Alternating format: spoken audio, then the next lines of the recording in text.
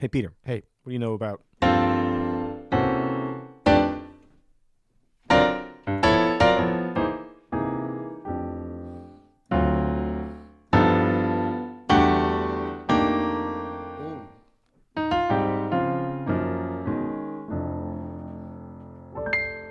You'll hear it.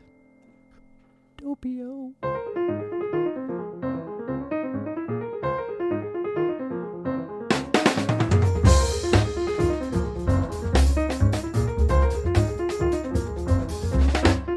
I'm Adam Maness. And I'm Peter Martin. And you're listening to the You'll Hear It podcast. Daily music advice coming at you. Coming at you today, sponsored by Open Studio. Go to Open Studio Jazz for all your jazz lessons needs. Yes. And we are back on the YouTubes. What's up, YouTube? We ask that you like, subscribe, and... Put the bell on.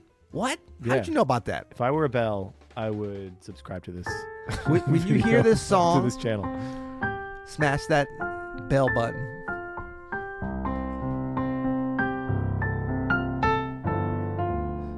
Now there's some, okay, so I'm glad we're starting this because there's a ton of 2-5-1s in this that we could use some of our easy chord substitutions. That's on. right, because you see those chords and then you play them. So we are titling this episode 5 Easy Chord Substitutions, and that means that you don't get to comment that these are too easy. That's right. We put it out there. If you clicked on this, you're obviously interested in easy chord substitutions. I love that pretty much every video we do, we get a comment that like, this is way too hard for anything you're trying to do, and this is way too easy. I know. It's really hard. I was born knowing this information. How could you... It's a sweet spot that we have not yet attained on the You'll Hear podcast. But that doesn't keep us from keep trying, you know? So I have easy. These are really just basic. These are like when you start learning about jazz and you want to learn how to substitute chords, these are kind of like the entry level, the starting... That's right. The starting zone for basic chord substitutions.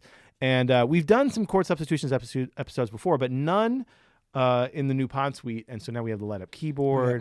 We got the YouTube flying going, you know what I'm saying? The flying Hammer 88s. So I'm down to get started. So the first one, the king of the easy chord substitution, is really the first one, like 101. It's rather difficult, actually. It is. It is rather it's very difficult common, though. At first to get your mind around. And that's the tritone substitution. You've probably heard this if you heard anything about jazz theory before. Did we actually play this one in the intro? Because we did some complicated ones on the intro. I forget. But I forgot it was easy. There's a couple of ways that you can think about it. Yeah. The tritone substitution means that you're substituting on a dominant chord on a 5 chord. In this case, if we do a 2-5-1 in the key of F, we have our G minor 7, we have our C7, and then we have our F. Right? Plain but acceptable. Major 7. Yeah, plain but acceptable. Now, on the 5 chord, that C7, we can substitute that C7. Here I have a C dominant 9 chord for the dominant chord a tritone away. In this case, G flat. To the don't give away too much. That's right. It's easy. The G flat to the F. So instead of G minor 7 to C7 to F, we have G minor 7 to G flat 13 in this case, but G flat dominant 7. And a lot of people would say, "Wow, it sounds like you hardly changed things," but that's because not only did you change the root, you use good voice leading to keep things close. So you didn't go. Well, the reason why this works so well, if we look at the 3rd and the 7th of C, right? We have E and B flat. BKA the shell. The shell. And if we look at the shell of G flat, we have F flat or E and B flat. It's the same notes. So fussy with your F flat. Well, it's the truth, man. It's the truth. But it uses the same shell, and that's why it sounds perfectly acceptable to... Although, if you play the violin, an F flat and an E natural, slightly different. Slightly different, right? Yeah. Fussy, fussy, fussy. You think I'm fussy. So that's our kind of first level of easy chord substitutions. Can I just throw a little next level advanced thing that you can do on this? We're going to get letters. No. Go ahead. It's okay, still, no, because this way maybe we can satisfy everybody. Okay. Because it's still basic. It's still easy. So G minor 7, F sharp. But think about going to the F sharp as your tritone substitution, but keep your chord voicing the same as you would have over C7. So maybe you go G minor 9 to C13 to F major. G minor 9, do a C7 13 in the right hand and go to F sharp in the left hand. Oh, crunchy. Crunchy time. Captain great. Crunch, Captain Crunch. Oh, that what? sounds awesome. Yeah. That sounds awesome. And so basically, I've got the same voicing I did here, but it gets crunchy when you go down there. Ooh, I and love it's it. actually kind of an easy way to get into to some more alterations on the love it. tritone sub. So that's your basic tritone sub. Yes. Right? You just borrow from the dominant chord. What's great about it too is it gets that nice half step motion down. You can do stuff like that. Please don't ever do that. Don't ever do that. Our second level is the 5 Level of 5. 2? Level 2, 5 of 5. Well, what do we mean by 5 of 5? Again, on a 2-5-1, we have our 2, we have our 5, we have our 1. Our 2 chord is almost always a minor 7, a Dorian 7. Now, one of the first substitutions we learn is to take this 2 chord and instead of a minor 7, we make it a dominant 7. Yep. Thus making it a 5 of 5. A 5 of 5. Now, this dominant 7 becomes like a 5. It acts as a dominant chord to that 5, to that 1, and you just keep going. Forever. Just always, no. But the 5 of 5 is a real thing. And you can actually go to a minor sound first if you want. But you could just go straight substitution. You know, even when you're blowing changes, like these are all substitutions you can make without really working out anything with the bass player or with the horn players. It's kind of something that all sort of pro level jazz musicians can just hear at this point. And then this works with the tritone sub. Same thing. And here's another thing. You can actually tritone sub out this new 5 of 5. So if we have our G7 here is the 5 of 5, right? G7, C, F. You could use the tritone of G7. So D flat 7 to the 5 to the 1. And then you could do a tritone of the tritone. So you could do D flat to G flat. You could sub out both those 5 chords. And then you could do a tritone of the 1 also. B. Oh, that's not. Oh, now And we're then go to the 1. We're taking it. We're taking. But you could do Mind that blown. actually. Those are all ways that. Depends on what state you live in. Some of the southern states have kept that on the books Can't do that they're it. it's not enforced. But that's an easy one to implement because you're literally just taking that 2 chord and instead of minor 7, you're turning it into a dominant 7 chord. Yeah. And then of course, once it's dominant, all of those tritone sub rules can apply. You can do the same thing. once you go dominant, you never go go- tonic. So, well, the thing Can we is, get a T-shirt of that, Ryan? Please. Once you go dominant, you never go tonic. Except Yeah. you always go tonic. That's right. After dominant. well, the thing I love about this too, the 5 of 5, and you took it through some nice places, but that concept of dominant to tonic is so strong, Yeah. and so when you double it up and go doppio with that, it really opens up some nice things, I think. That's great. Yep. Number 3. Okay, this is. Oh, I see why you were saying, "Ooh, don't go there yet." Because Yeah. so this is interesting. I never really thought about this as a substitution, but it is, I guess. And that's the diminished for the 1 chord. That's right. And so I think what I played before, G minor 7, C7, 13 sharp 11, fully diminished. Fully diminished instead of a major 7. And you can either stay there or you can. Go to the major 7. Yeah. It sounds great. Yeah. It sounds really, really great. Play that again. So play a 2-5 at F. Now the reason why this works so well is oftentimes when we have a 2-5 on like a tonic cadence, the melody is the 1, right? It ends on the 1. And so if you're doing, you could do the regular major 6, but it's nice to sometimes play a diminished and then go to the major 6. There's a little delay. And depending on where your melody is, or if you even need to worry about that, what Adam was doing, the reason it sounded a little different was like a 6. I was playing with the major 7th, which works nice, especially if the melody's up on Like a 9 or a 3 or a 5 for sure. Yeah. And then for improvising, one thing I like to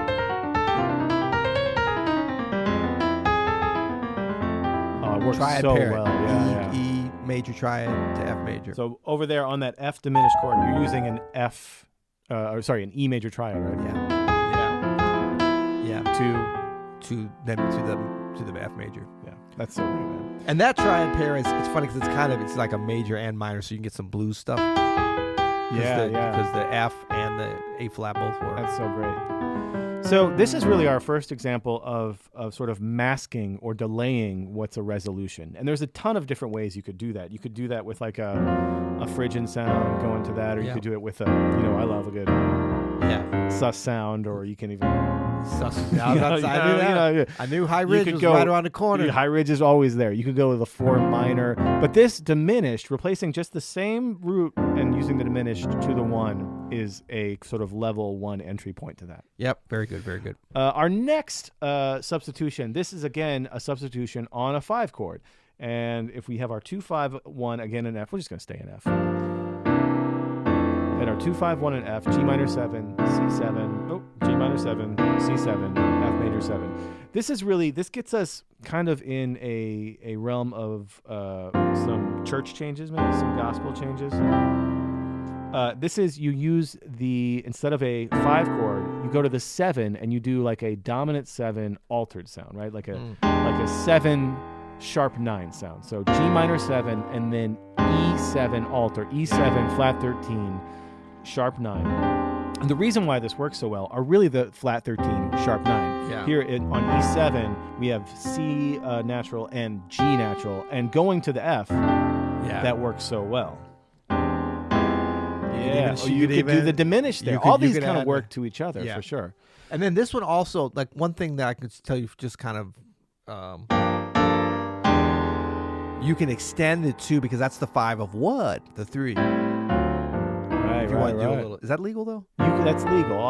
The only thing that I wouldn't do over this one, on your E7 alt, I might not do like a tritone sub over it, because it's not a functional way to do it. No, it's not. Yeah, it's called non-functional. Yeah, exactly. Great. Okay, so that's number 4. So we're all the way up to number 5, and I don't know if you noticed, I put a little bonus, so we're going to do that. I love a bonus. After a very special I message. love a bonus. Yeah, the bonus is kind of a cool one. So why don't you give us number 5? So Mr. number 5 Maness. is using the flat 3 diminished instead of a 6 chord. So when we have our 3-6-2-5 here in the key of F, we have A minor 7, and then you might have D7 altered, and then G minor 7, and then C7 to our 1 chord, right? 3, 6, 2, 5, 1.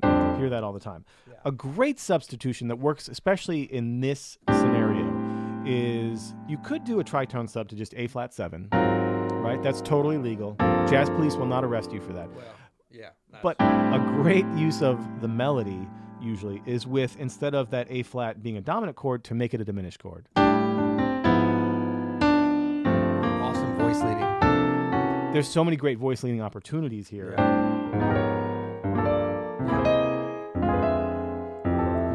Yeah, so that, if you want to know, is A minor 7, and then A flat diminished, A flat F, B natural, C flat, E flat, G natural, B flat, D flat, all these great extended diminished sounds. G minor 11, G flat 13, sharp 11, that's the tritone sub of the 5, and then F diminished to F major. Those are like everything we're talking about here. Actually, let me make the G minor 7 a dominant chord. And now we'll have all of them. Everything. The pièce de résistance, the 5 is that a hat on a hat on a hat on a hat? It's 5 hats. It's 5 you just put 5 hats on and pulled it off. But one thing, if you want to get that nice Adam Maness voice leading, it's just not going to be an automatic, but one little clue, one little pro tip is get your bass, your root movement going in the opposite direction as your top melody note. That really opens that's a nice way. It's not the only way, but it's a nice way. That's a pro tip. Yeah. Again, so we're taking, instead of a D7 here as which would be like the 6th chord in the key of F, and we're using like a secondary dominant, right? We use like a D7. It's great to use this flat 3 or A flat diminished. Great sound. Yeah, awesome. Cool. Well, there we go. We got one more bonus coming up for you. I don't know if it's going to be as exciting as that one, but I think it's kind of cool. It's a fun little. It's back to the simple one. It's back to an easy one, so we'll be there. But we are brought to you by Open Studio Jazz, and we actually have the first of a nice little series of messages from some real live members of Open Studio. Check this out. Hey, this is Rob, longtime listener of the podcast and big fan of Adam and Pete. I just wanted to tell you all about a little thing that happened to me, which tied a bunch of the podcasts together. So Adam and Pete always say, listen, if you're going to play your horn, like touch your instrument 15 minutes a day, and don't miss too many days. So I had a day where I was had missed a couple of days before and wanted to get on the horn, and I was just messing around, flailing around, and I was thinking back to the episode of how to rock a 15-minute practice. And I said, okay, I'm going to concentrate for 15 minutes. I'm going to get something done. And I was thinking, they did a recent podcast on the Phrygian mode. I'm like, well, the Phrygian mode, I hadn't thought about that. So I'm going to play the Phrygian scale in all 12 keys. And I know my major scales. And so I thought I'd do the Phrygian in all 12 keys. Then I thought, I'm also going to do Dorian, because they'd had an episode on creative scale practice. So I'm going to do the Dorian scale in all 12 keys. I'm going to do it in thirds. So I'm fancy, so I'm going to do it alternating up a third, down a third, up a third, because I know my scales. So first of all, I don't know my Phrygian scale at all, because I had to relate it back in every instance to the major key. It's like, that's not how you should really think about the scale. You need to think about it, because I don't think about the Dorian scale that way. It's not a second to a second. It's the Dorian scale. So I got deep into it. I'm like, okay, I don't know the Phrygian scale. So then I did my Dorian scales. And it's good for D Dorian, G Dorian, but do I really know A flat Dorian, up and down, alternating thirds? And the answer is no. So that 15-minute practice session turned into a 45-minute practice session, super efficient, and got it done. That's my story. Awesome. Thank you, Rob. Yeah, so, okay, here's our bonus here. This is back old school, back to the easy. Because I want to give, something easy. But Hit me. Hit me. Here we go. So we got F is the 1, 6, 2, 5. How many times does that happen to us? 1, 6, 2, 5. I mean, rhythm changes, that happens a lot. So how about, we talked about some tritones earlier. Yeah. Typically, we're saying from the 5 or the 2, but you can do it from the 6. How does that sound? So F to D7, tritone substitution of D7, which is the 6, A flat 7. A flat 7, yeah. And then to maybe a little 5 of 5. 5 of 5. Yeah. Oh, can I throw in my bonus on that? Just all tritones of those 5 of 5s. Oh, I really did all tritones. You'll hear it.